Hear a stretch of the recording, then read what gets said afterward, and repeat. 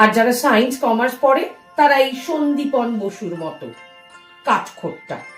এই যা, তোমার নাম মুখে আনলাম, তুমি কিছু মনে করলে না তো?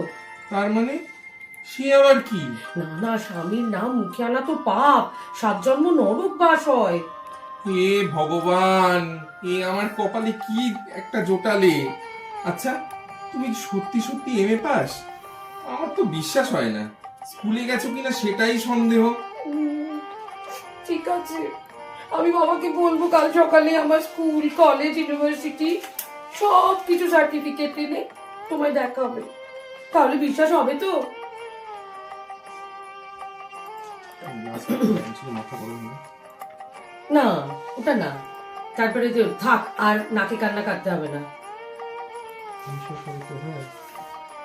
কোথায় গেল?